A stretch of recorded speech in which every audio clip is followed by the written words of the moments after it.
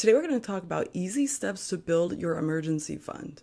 An emergency fund can help you and your family avoid debt and other challenges during difficult times like this. It can be difficult to put aside money every month toward your savings, especially when you don't know what you're actually saving for.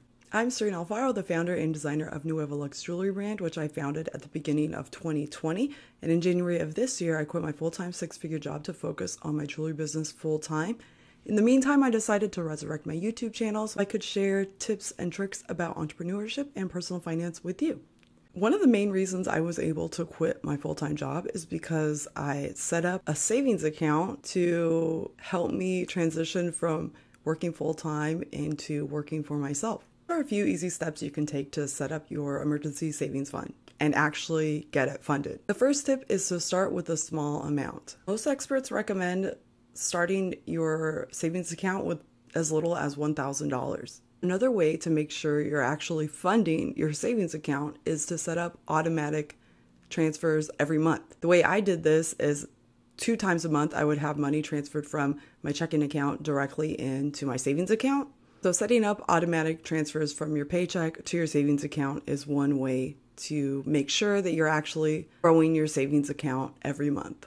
This tip might seem really silly, but another way you could make sure you're funding your savings account every month is to set aside all your loose change in cash at the end of the week and just put that money towards your account.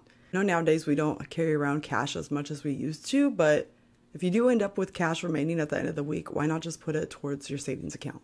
Another way to jumpstart your savings account is to set aside your full tax refund to start your savings account.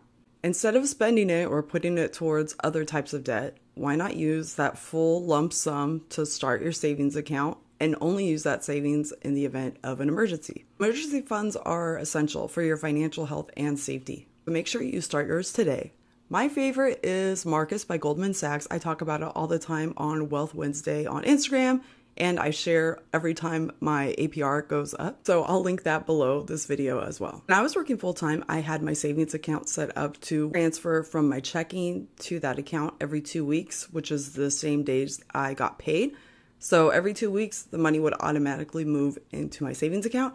I still have that automation set up, even though I don't live from a paycheck anymore. And my savings account continues to grow despite the fact I don't have the same paychecks I was getting before. I always recommend Marcus to my friends and family and everybody on Instagram, especially if you watch me on Wealth Wednesday. I'm always sharing when my rates have gone up again.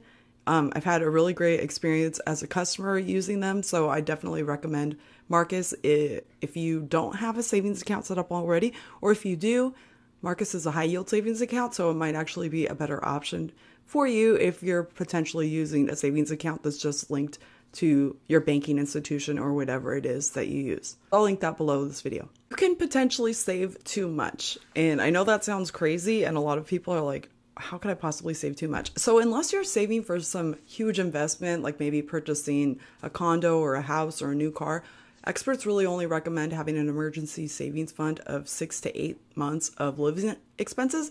So if your savings account has ballooned, which I mean, good job because it's hard to save, you might be better off using some of that money to invest because typically you'll get a higher return rate than you would through a savings account. Of course, depending on what your income is, opening a Roth IRA is a good option, or just regular investing in the stock market, which you can do through a number of avenues that I talk about all the time on Wealth Wednesdays. You can use something like M1, the investment platform, and has profiles set up that you can choose from and invest in that way.